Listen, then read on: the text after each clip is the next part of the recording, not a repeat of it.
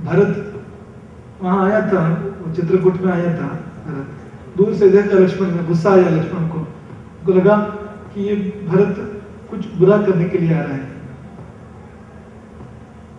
तो बहुत गुस्सा में था ना, उसके लिए बात कर रहे थे भगवान राम। वो कहते हैं देखो, जो चीज भरत के लिए नहीं है, तुम्हारे लिए नहीं है, शत्रुघ्न के लिए नहीं है, वो चीज मुझे भी नहीं चाहिए। अगर वैसा चीज है मेरे जीवन में तो अग्नि उसको भस्म करे।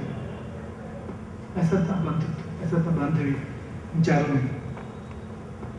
तो एक चमत्कार हो गया, गागर में सागर भरना वो हुआ। कैसा? विश्व जिसका गर्भ में है वो कौशल्या का गर्भ में आया। जो करुणा का सागर है, जो चैतन्य सागर है, वो गागर में, कौशल्या का गर्भ में, अव्यक्त रूप में। समस्त विश्व का कल्याण कौशल्या का गर्भ में। राम जन्म से पहले और कई चीजें होने वाले हैं। वाल्मीकि रामायण के अनुसार पहले सेवक आए, बाद में स्वामी आए। जैसे हम आने से पहले यहाँ बाकी सब लोग आके यहाँ के पूरा तैयारी कर रखते हैं ना, स्वामी आने से पहले सेवक आके पूरा तैयारी कर रखते हैं। वैसे विश्व के स्वामी यहाँ आने से पहले उनके सेवक आए। उत्तरकामेष्टि के तुरंत बाद में ब्रह्मा जी सारे देव देवताओं को बुलाते हैं और उनको कहते हैं भगवान विष्णु मनुष्य लोक में मन किए हैं, संकल्प किए हैं, उतरने वाले हैं, हमको हमारे काम करने होंगे, हम सबको वहां उतरनी होगी, उनकी सेवा में उपस्थित होनी होगी। सब अपना अपना काम करो, अवतार करो सब। ब्रह्मा जी जो कहते हैं दूसरों को पहले स्वयं कर चुके हैं। वो कहते हैं मेरा तो काम हो चुका है, पहले ही मेरे जम्बाई से एक व्यक्ति, एक शक्ति निकल चुका है। जांबवान, जम्बाई कहते हैं ना, जांबवान वो शब्द देखो, ब्रह्मा जी के जम्बाई से, हमारे जम्बाई से नहीं है, वो विशिष्ट है, क्योंकि वो आलस नहीं थे। वो जो जांबवान इतने बूढ़े थे फिर भी वो सक्षम थे। उस समय सागर लंघन के समय वो कहते हैं 90 योजन तक जाऊंगा मैं, परंतु 100 योजन के समय वो जांबवान ब्रह्मा जी के जम्बाई से प्रकट हुए थे। बाकी सबको आदेश करते हैं, सब धरती में प्रादुर्भाव होना। देवगण, देवगण मतलब सिर्फ देवता नहीं है, देवगण कई होते हैं। देवता, महर्षि, गंधर्व, तारक्ष, यक्ष, नाग, किंपुरुष, सिद्धि, विद्याधर, नाग, चारण, ये सारे देवता वर्ग धरती में अवतार करते हैं। किन्नर स्त्रियां, अप्सरा स्त्रियां, विद्याधरियां, नाग कन्याएं, गंधर्व स्त्रियां, इन सब में वो अपना तेज, अपना जो सार है वो रख के उसके द्वारा एक संतान उत्पादन करते हैं। तो 3 प्रकार की सृष्टि होती है, 3 प्रकार का अवतरण होता है देवताओं का। भालू, रीछ कहते हैं, क्या ये रीछ कहते हैं, और वानर, बंदर, वानर समझते हैं, और गोपुच्छ, गोलांगुल, 3 प्रकार की सृष्टि देवताओं के द्वारा।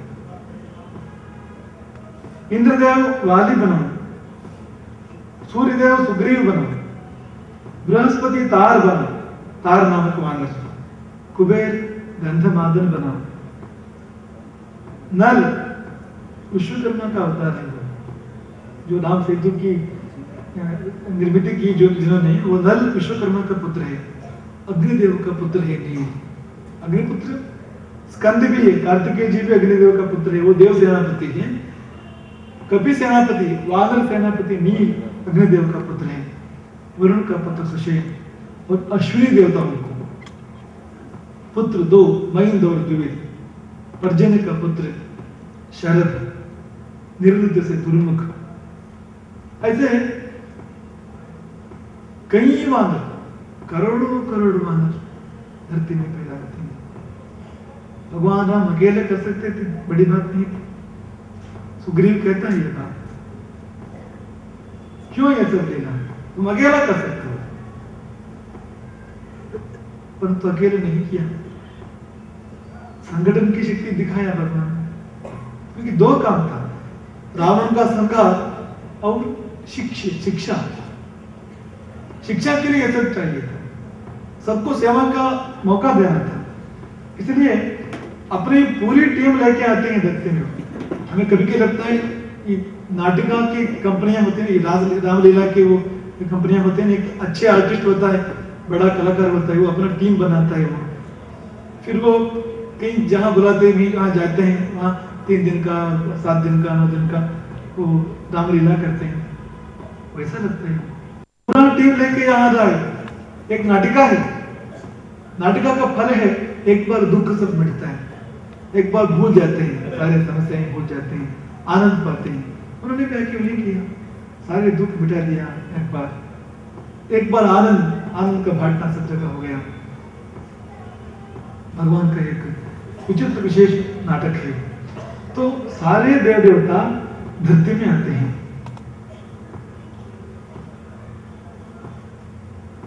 वानरों का वर्णन करते हैं वाल्मीकि जी, वो सामान्य वानर नहीं थे, काम रूप बलोपेता, काम रूप बलोपेता, जो रूप धारण करना चाहते हैं वो रूप धारण कर सकते थे, वो काम रूपी थे। जितना बल चाहते थे उतना बल मिलता था उनको, जहां जाना चाहते थे धरती में, आसमान में, पानी में जा सकते थे। अद्भुत सामर्थ्य था इनमें। पहाड़ उठाते थे, पेड़ उठाते थे, आसमान में जाते थे। इनकी गति से समुद्र भी क्षुब्ध होता था, भूमिकंप होता था। ऐसे बड़ी बड़ी आकृति, बड़ा सामर्थ्य, बड़ा रूप, बड़े बड़े काम, ऐसे एक अद्भुत वानर सृष्टि।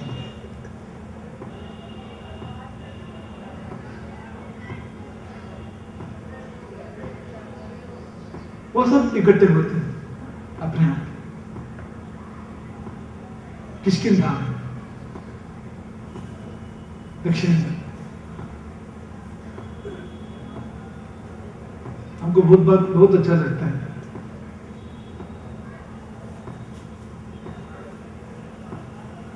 राम जी का प्रादुर्भाव तो उत्तर में हुआ, आपके दक्षिण में क्या है? तो रावण का प्रादुर्भाव बोलना पड़ता था, बहुत कष्ट होता था। फिर जब सोचा बहुत अच्छा लगा, नहीं, राम जी का प्रादुर्भाव उत्तर में और राम जी के जितने सेवक है वो पूरा दक्षिण में। राम जी, लक्ष्मण, भरत, शत्रुघ्न, सीता जी सब उत्तर में, अयोध्या में इनका प्रादुर्भाव। और जो वानर सेना है वो पूरा दक्षिण, वो भी कर्नाटक में, वो भी किष्किंधा, जो किष्किंधा का परिसर है, तो किष्किंधा वहां आती है, पंपा वहां आती है, कर्नाटक में आती है। अभी भी बड़े बड़े पत्थर है वहां, जहां देखो वहां पत्थर है। कहीं कहीं ऐसा लगता है कि वो किसी ने रखा है, 100,000 ऐसे जोड़ के रखे, ऐसा लगता है देखने में। दक्षिण धन्य है, क्योंकि उत्तर तो पहले ही धन्य है, भगवान का प्रादुर्भाव हुआ। दक्षिण भी धन्य है, भगवान के जितने सेवक थे ऊपर वहां उनका प्रादुर्भाव हो गया। भगवान का जो मुख्य काम था अवतार का, रावण का संहार, उसमें साथ दिए पूरा यही वानर सेना।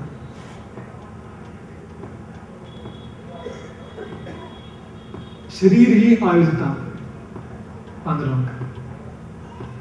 इस कलुले जितना जितना उपकरण या साधन का इस्तेमाल ज्यादा करते हैं, उतना उतना यहाँ क्षमता कम होती है। चलना फिरना कम किया, काम करना कम किया, तो ये कमजोर होता जाता है शरीर। तो उसका एक स्फूर्ति वहां से मिलती है, वानरों से मिलती है। वो आयुध का उपयोग नहीं करते थे, मतलब कृत्रिम आयुध का उपयोग बहुत कम करते थे। शरीर आयुध, दांत, नाखून, हाथ, पांव, यही आयुध था, इसी से लड़ते थे। और कभी कभी आवश्यकता पड़ती तो पेड़, पहाड़, पत्थर, बड़ा बड़ा पत्थर, पेड़ ये करते थे। कभी कोई कृत्रिम आयुध का उपयोग नहीं किया। पूरा वाल्मीकि रामायण में वो नहीं है, वर्णन नहीं है। बड़ा विचित्र चीज यह है, हनुमान जी के हाथ में गदा देखते हैं हमेशा। वाल्मीकि रामायण में 24,000 श्लोक में कहीं गदा का प्रस्ताव नहीं है। हनुमान जी लड़े अपने शरीर से, अपने हाथ पांव, अपने दांत नखून, अपने शरीर से। कभी कभी पहाड़ों से, कभी कभी पेड़ों से, कभी कभी पत्थरों से। कृत्रिमता नहीं है, एकदम भी नहीं है। हाँ, तो ऐसे अद्भुत वानरों की सृष्टि हुई, वो सब किष्किंधा में इकट्ठे हुए। हम जब वेदाध्ययन करते थे, यजुर्वेद में बार बार एक वाक्य आता है, देवासुरा संयत्तासन, देवासुरा संयत्तासन, बार बार आता है वो वाक्य। देवासुरा संयत्तासन क्या मतलब? देवता और राक्षस लड़ते थे, देवता और राक्षस लड़ते थे। हमेशा चल रहा है, शुरू से ही चल रहा है देवता और राक्षसों का संग्राम।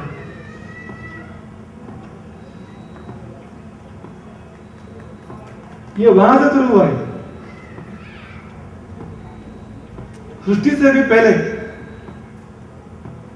सृष्टि से भी पहले। आप सुनेंगे तब कुछ नहीं था, सिर्फ पानी ही पानी था। तब भगवान श्रीमन नारायण के नाभि से एक कमल प्रादुर्भाव हुआ, कमल में ब्रह्मा जी प्रकट हुए। जैसे ब्रह्मा जी का प्रकटीकार हुआ, साथ साथ 2 राक्षस प्रकट हो गए। विष्णु जी का नाभि कमल से ब्रह्मा जी की उत्पत्ति, और कर्ण बल से, कानों में जो कश्मल होता है, वहां से 2 राक्षस, मधु और कैटभ। ब्रह्मा जी प्रकट होते होते उनका एक ही सोच, कैसे सृष्टि करनी, सृष्टि का सोच। और मधु कैटभ दोनों का एक ही सोच, जन्म लेते लेते कैसे ब्रह्मा जी को समाप्त करना, खत्म करना। कोई कारण नहीं, कोई विषय नहीं विरोध के लिए, विषय चाहिए भी नहीं है वैसे लोगों को। जहां अच्छा चीज उनको दिखता है तो कुछ ना कुछ वहां गड़बड़ करना, ध्वंस करना। तो वहां से लेके यहां तक ये देवासुर संग्राम हमें चलता आ रहा है। जितने सात्विक शक्तियां हैं वो सब इकट्ठे हो रहे हैं किष्किंधा में। दुनिया के जितने सात्विक शक्तियां हैं, वानरों की उत्पत्ति संपूर्ण धरती में हो सकता है, कहीं कहीं अलग अलग जगह में हुआ है, और उनका निवास भी अलग अलग जगह में होता था। सब सारे किष्किंधा में नहीं रहते थे रामायण के हिसाब से, वाल्मीकि रामायण के हिसाब से। सबको इकट्ठा करते हैं सुग्रीव उस समय, वो एक जगह नहीं थे, संपूर्ण दुनिया भर व्याप्त हुए थे। अलग अलग पर्वतों में, अलग अलग नदी किनारों में, अलग अलग जगह रहते थे। वो सब इकट्ठे होते हैं उस समय। परंतु सारे वानर किष्किंधा को मानते थे, किष्किंधा के सिंहासन को मानते थे, वाली और सुग्रीव को मानते थे, उनके वश में थे। एक संगठन था। लंका में भी संगठन था। जितने राक्षस थे वो सब रावण के नीचे संगठित हुए थे, अपने आप। बोलने की जरूरत नहीं है, अपने आप संगठित हुए थे। वैसा यहां भी वो वैसा ही, जिनको जहां रुचि है वो वहां जाके जुड़ जाता है, उससे मन उसको लेके जाता है, वहां अपने आप लेके जाता है। देखो अगर शादी है तो एक उम्र के लोग एक जगह बैठते हैं, आप बातचीत करते हैं आपस में। जितने ये सास जितने होते हैं वो एक जगह इकट्ठे होते हैं, बस एक ही बात चलता है सबका, अपने बड़ों की बारे चर्चा चलती है। अगर व्यसन भी हो, गुण भी हो, जो समान है उनके बीच में ही होता है सख्य स्नेह, उनके बीच में ही होता है। जहां समान धर्म लगता है, अपनापन लगता है, वहीं जाके मिलना जुलना होता है। ऐसे सारे सात्विक शक्तियां वानरों के रूप में किष्किंधा के साम्राज्य के सिंहासन के व्यवस्था में इकट्ठे हो गए। परंतु एक महापुरुष का प्रादुर्भाव के बारे में हमने नहीं कहा, तो उनकी स्तुति सुन के फिर उनके प्रादुर्भाव के बारे में सुनेंगे। थाने जाने सब संसार, हो सालासर में देवरो और मेहंदीपुर बड़दा,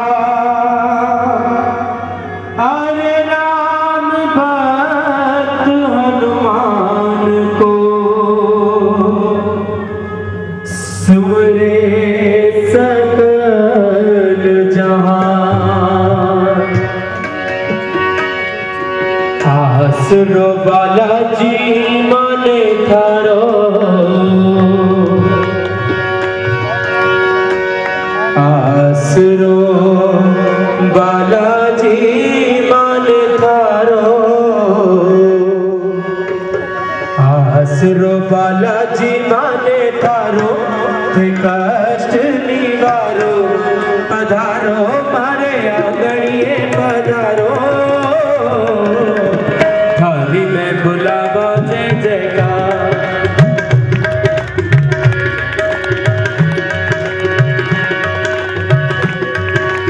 आसरो बालाजी माने थारो ते कष्ट निवारो पधारो मारे आंगणिए पधारो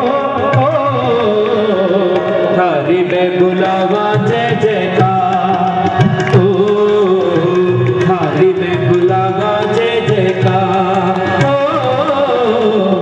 आसरो बालाजी माने थारो थारो यो सरल विचारो थे कष्ट निवारो पधारो मारे आंगणिए पधारो थाली में बुलावा जय जयकार ओ थाली में बुलावा जय जयकार ओ आसरो बालाजी माने थारो ते कष्ट निवारो पधारो मारे आंगणिए पधारो थाली में बुलावा जय जयकार ओ थाली में बुलावा जय जयकार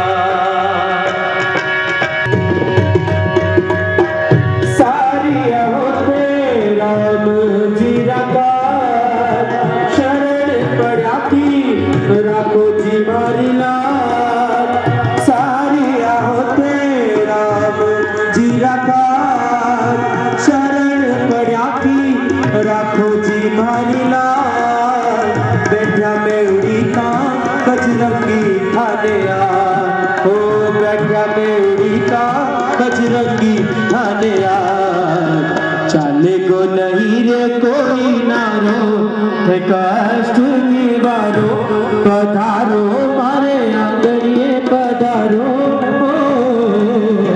थाली में बुलावा जय जयकार ओ थाली में बुलावा जय जयकार